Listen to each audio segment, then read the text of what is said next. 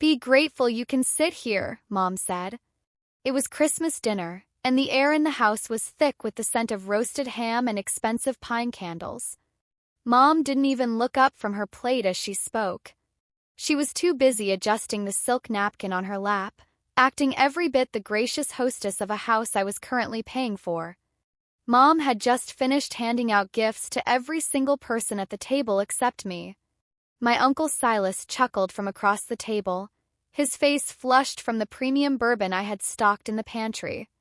"Yeah, Hannah," he barked, pointing a greasy finger at me. "Be glad we still remember your name. Some people would pay a premium just for an invite to a spread like this." 14 people laughed. I was the 15th. I wasn't laughing. I looked at the empty space in front of me. Every other spot on the mahogany table was cluttered with shredded wrapping paper, gold ribbon, and festive cards.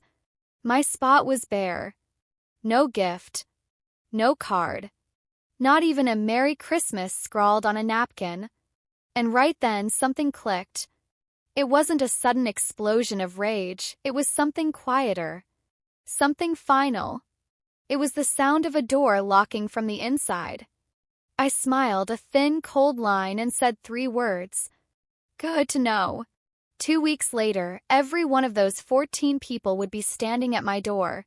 Some crying, some screaming, some begging. 'Cause the thing about being invisible is that nobody notices the weight you're carrying until you finally put it down.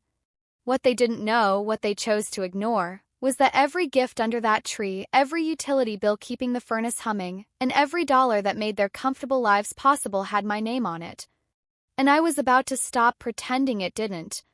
Before I go on, if this story resonates with you, if you've ever been the fixer for a family that only remembers you exist when the bank account is low, take a moment to hit like and subscribe. Drop a comment and let me know where you're watching from. My name is Hannah. I'm 27 years old. And this is the story of how I stopped paying for a family that forgot I existed. Now let me take you back to Christmas Eve, the night everything changed. I pulled into the driveway at 10:06 p.m. The house was glowing like a movie set.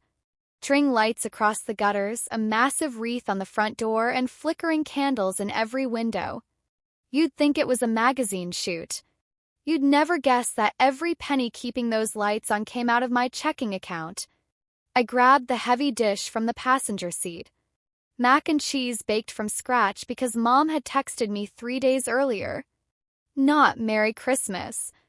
Not can't wait to see you. Just bring mac and cheese. The big pan. So I did like I always did. When I walked through the front door, 14 family members were already scattered around the living room. My cousin Tyler was sprawled on the couch I'd bought last summer. Silas was in the recliner with a beer, and my little sister Megan was standing by the tree, phone out, taking a selfie with Mom. Nobody looked up. I stood in the doorway holding a 9-pound casserole dish and waited for someone, anyone, to say hello. 3 seconds.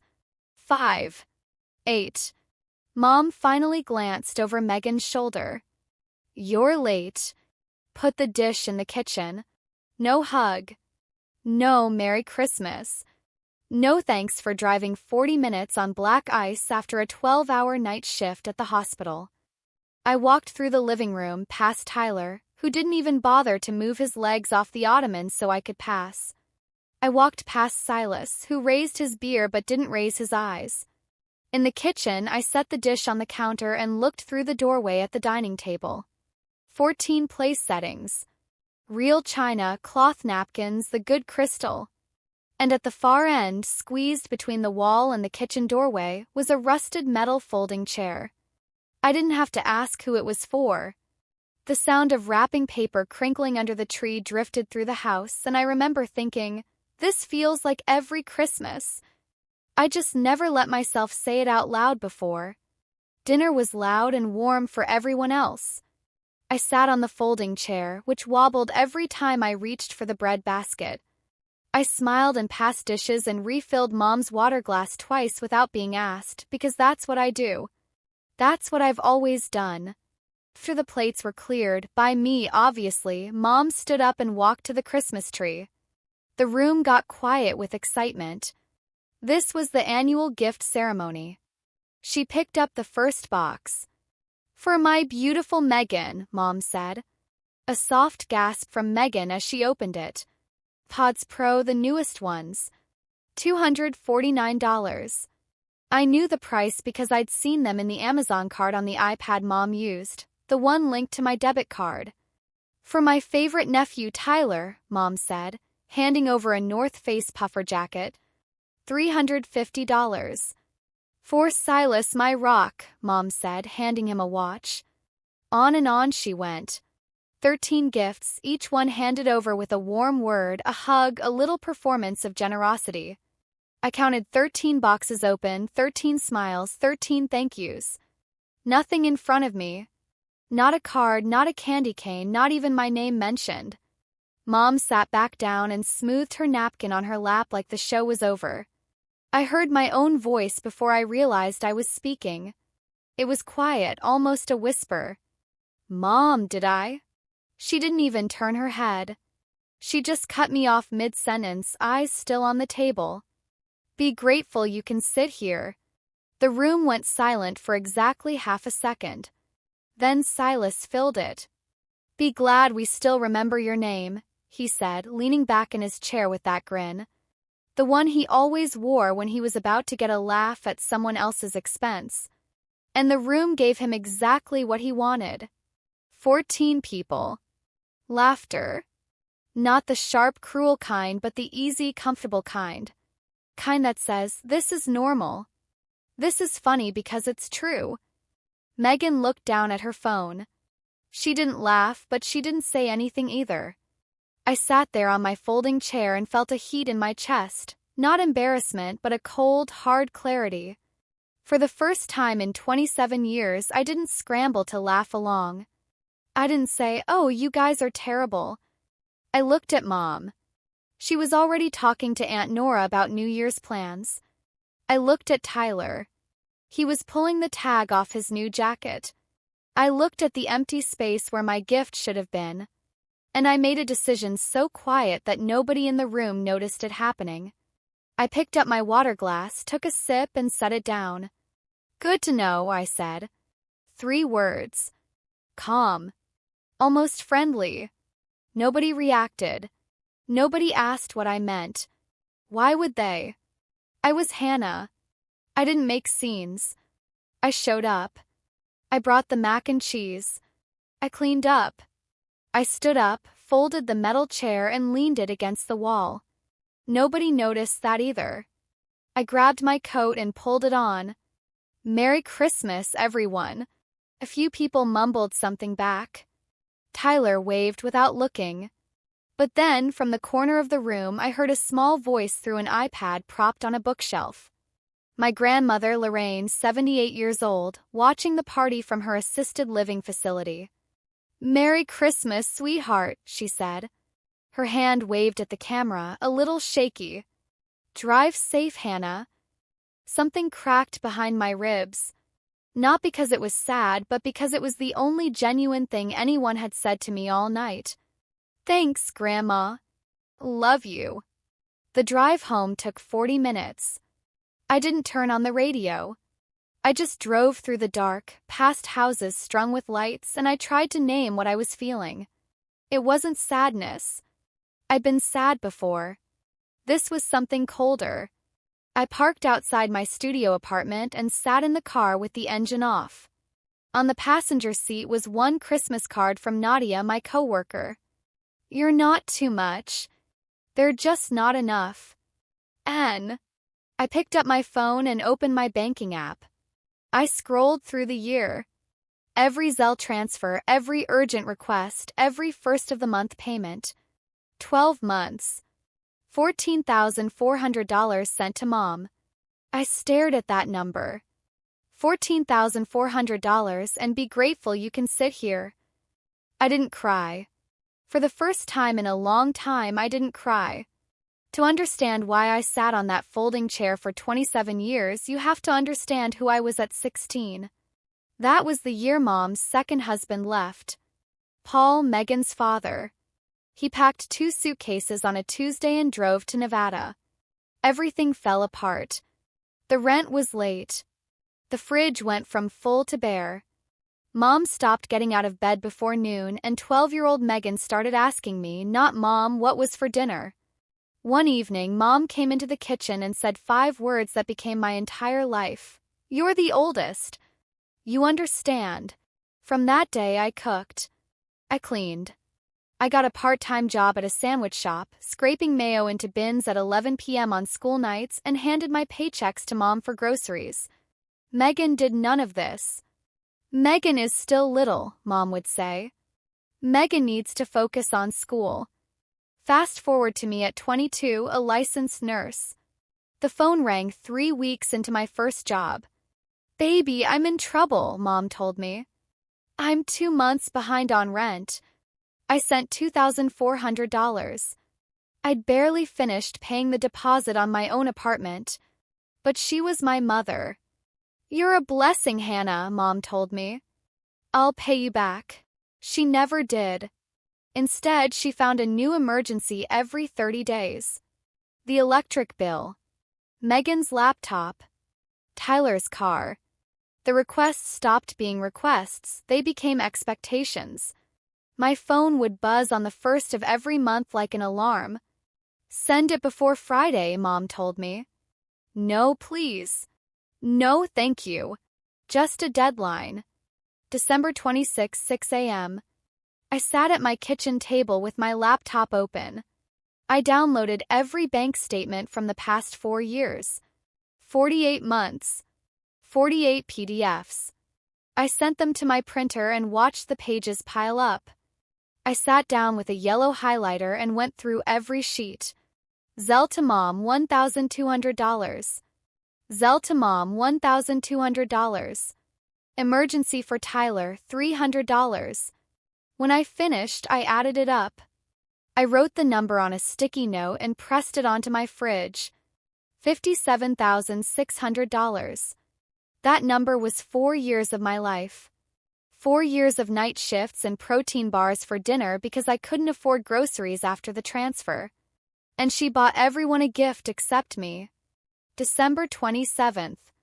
I was in the break room at the hospital with Nadia. I told her everything. Chair, the gifts, the number on the sticky note. Nadia looked at me. "Hannah, that's not family. That's a subscription they forgot to thank you for." She asked 2 questions. "Whose name is on the lease?" "Mine," I said. "I signed it because Mom's credit was too low."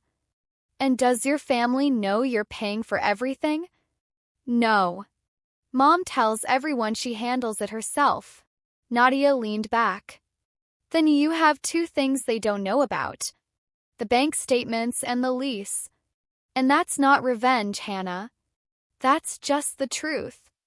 December 28th. I pulled the document box from my closet. Near the bottom, I found the lease. Tenant, Hannah Ingram. Authorized occupants, Mom, Megan. Silas and Tyler weren't even on the paperwork. I called the property management office. "I'd like to ask about my options regarding the lease at Unit 14, I told them. "What happens if I choose not to renew?" "You are the sole leaseholder," the manager said. "The term expires January 31st. If you wish not to renew, you need to submit a 30-day notice." I thanked her and hung up. 33 days away. And the woman who told me to be grateful I could sit in her house was sitting in mine. January 1st. New Year's Day. This was the day I'd usually open Zelle and send $1,200. This time I opened the app, stared at the screen, and closed it. No transfer. No warning. January 3rd, 8:14 p.m. My phone rang. "Hey, honey," Mom told me. Her voice was sweet. Light. The voice she used when she wanted something. "I think there was an issue with the transfer this month. My account didn't get anything." "There's no issue," I said. "I'm not sending money anymore." Silence. 3 full seconds. I could hear her television in the background. Excuse me. The sweetness was gone. You're going to let me lose this house after I raised you? You didn't raise me, I said. I raised myself while paying your bills. I have the statements to prove it. What statements? Mom told me. You're being dramatic. You helped a little here and there. That's what family does. $57,000 in 4 years is not a little here and there. We both know that. Another silence. I could hear her calculating, looking for the tool that had always worked. Fine, Mom told me. Her voice was cold, flat. I'll tell the family. I'll tell them you refuse to help your own mother. Let them see what kind of daughter you are. The threat that had kept me obedient since I was 16, the family verdict, the public shame of being the ungrateful daughter, finally hung in the air like a thick, poisonous fog. It was the ultimate weapon in Mom's arsenal, the one she used to keep me paying, keep me cleaning, and keep me silent. But for the first time in 27 years, I didn't flinch. Go ahead, Mom, I said, my voice sounding steadier than I felt. Tell them everything. Tell them I'm the villain. But remember one thing, I have the receipts. The moment you post a lie, I post the truth. I'll send the bank statements to every single person in that group chat. Let's see how they feel about you when they realize I bought the very chair they're sitting on. The line went dead. No goodbye. No final insult. Just the abrupt, hollowing beep of a call ended by someone who, for the first time in 4 years, didn't have a script for what had just happened. January 4th. The group chat exploded at 9 o'clock in the morning. I was in my bathroom, pinning my hair back for a double shift at the hospital, when my phone started its frantic, rhythmic dancing across the marble counter. Buzz. Buzz, buzz.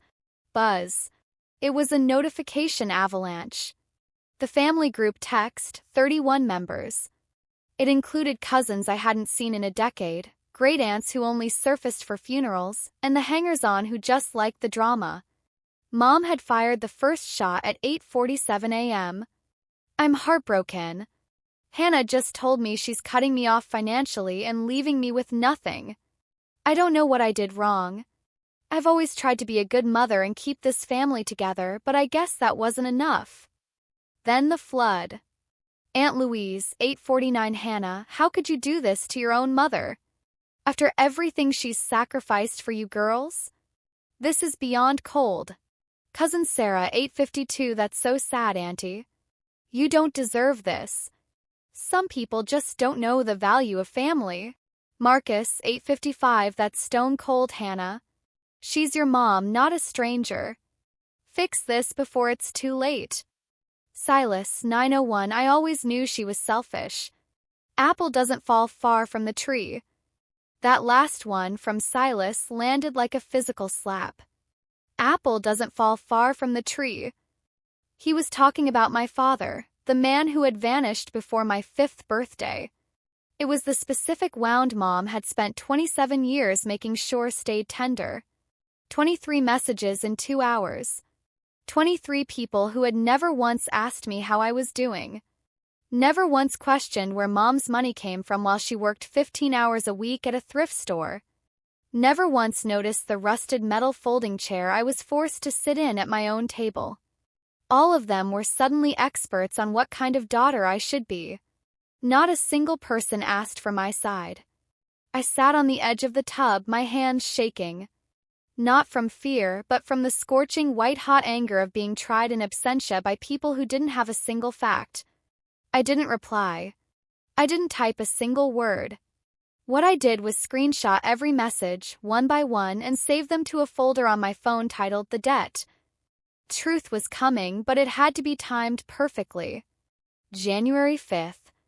The certified letter from the property management office finally arrived at Mom's door.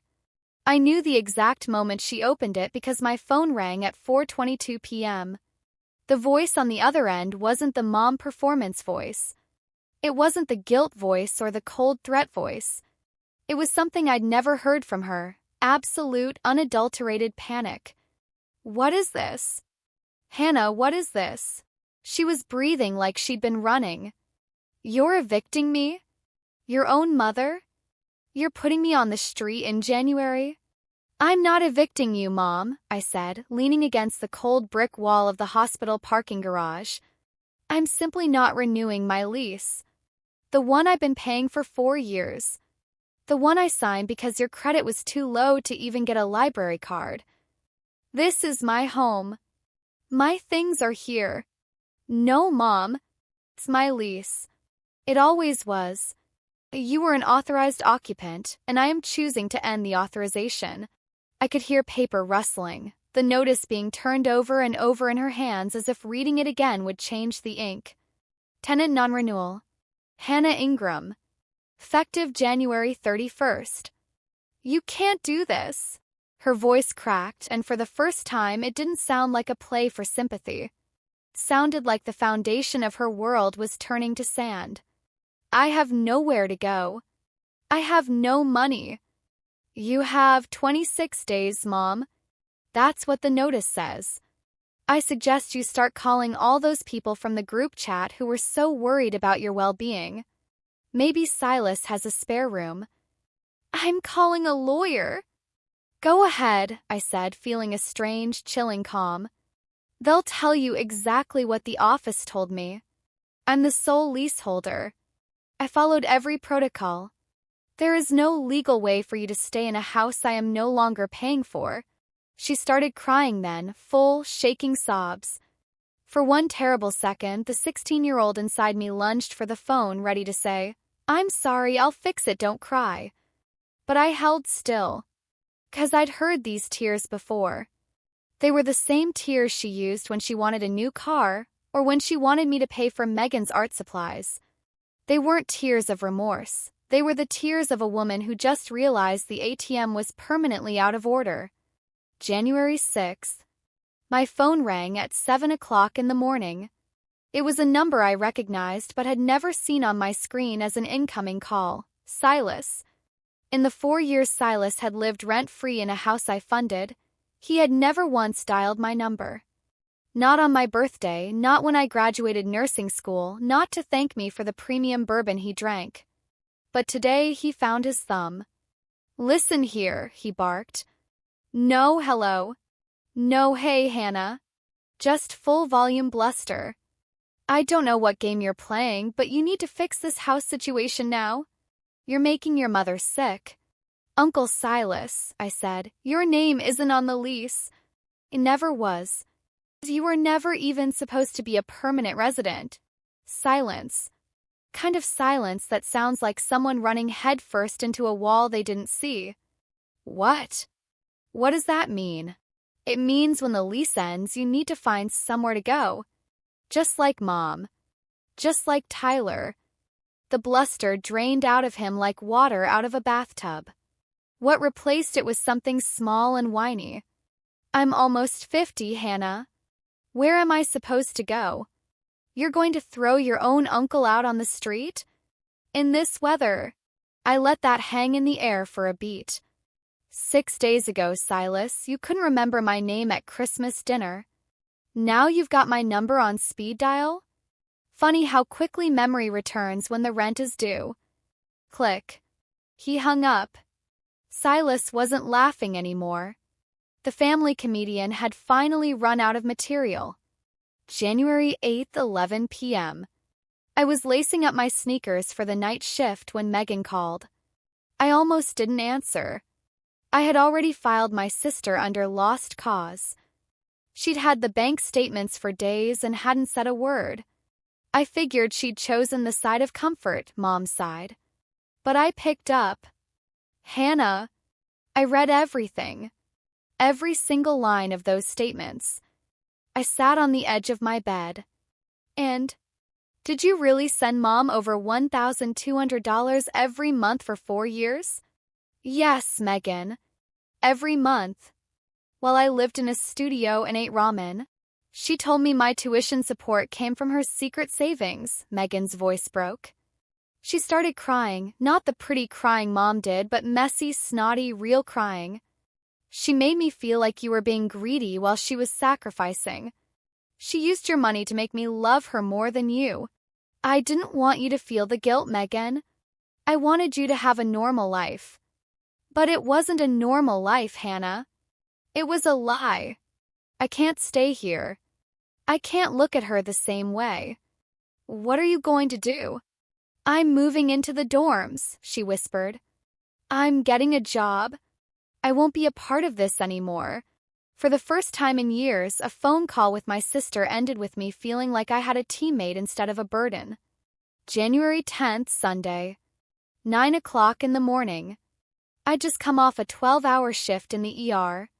My scrubs were in the hamper, my hair was damp from the shower, and I was standing barefoot in my kitchen when the pounding started. It wasn't knocking, it was 3 heavy, violent hits against my front door that made the deadbolt rattle. Hannah! Open this door. We know you're in there. Mom's voice. Raw and wrecked. I looked through the peephole. 4 people, Mom, Silas, Aunt Louise, and Tyler. They looked like a lynch mob in parkas. I opened the door. I didn't invite them in. I stood right on the threshold, blocking the entrance. Mom started immediately. The performance activated like a reflex. Hannah, I don't know what I did to deserve this. Her hand went to her chest, fingers splayed. I gave you everything. I've been a single mother for 20 years, and you want to throw me out like garbage. This is what happens when you spoil a child, Silas added, looking at the others for approval. I didn't look at Silas. I looked at Aunt Louise and Tyler. Does anyone in this family actually know who pays the rent on Mom's house? Silence. Louise blinked. Mom's jaw tightened. Mom told everyone she handles it herself, I said, holding up a manila folder. I have 4 years of bank statements here. $57,600 total. Every penny came from my nursing salary. Do you want to see them? Mom's face did something I'd never seen. The performance, the tears, the trembling lip, it all froze like a machine had been unplugged. Her skin went pale. Actually, physically pale. She's lying, Mom screamed. She sent a little money here and there. She's twisting things.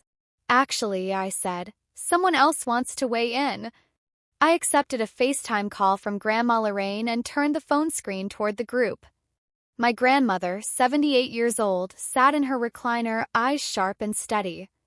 I can hear all of you from here, Grandma said, her voice slow and deliberate. So, let me say this once. Diane, I love you. But I've seen the bank statements. Every single page. Hannah has been paying your rent, your utilities, and the food you ate at Thanksgiving. She paid for the gifts you handed out while she sat on a folding chair. Aunt Louise's hand covered her mouth. Tyler looked at his shoes. Mom whispered, Mama, you don't understand. I understand perfectly, Grandma said. You took that girl's money, told everyone it was yours, and then humiliated her. Hannah doesn't owe you an apology. You owe her one. The hallway was absolutely, hauntingly silent. My mother tried to rewrite the story one last time, her voice shaking with fury. So this is what you want? To destroy this family? No, Mom, I said. I just can't keep building a world with my money that doesn't have a seat for me. Uncle Silas, Tyler, you have until the 31st to find a new reality. My name comes off the lease at midnight. I turned to Louise and Marcus. The door is open for anyone who wants to talk to me, not my bank account. I took a step back and closed the door. Not a slam, just a quiet, steady click. The sound of a lock engaging for the first time in 4 years. Through the door, I heard muffled crying, then the stairwell door closing. January 31st. The house at 14 Oak Street was vacated. Mom moved in with Aunt Louise, but it wasn't the sanctuary she expected. Louise, having seen the truth, made her pay her share. Silas and Tyler ended up in a trailer across town. By March, my savings account had an extra $2,400 in it. But more importantly, I had a sister. Megan and I had dinner last week. She showed me her first paycheck stub from the bookstore. $93.47. My money, my name, she said. I taped it to my fridge next to the $57,600 sticky note. I don't hate Mom, but I'm done being the invisible engine. I'm not selfish, I'm surviving. And for the first time in my life, I'm not looking for a seat at the table. I own the table. Leave a comment and hit the subscribe button and tell me what's a boundary you wish you had set sooner. I'll be reading every single one. See you in the next one.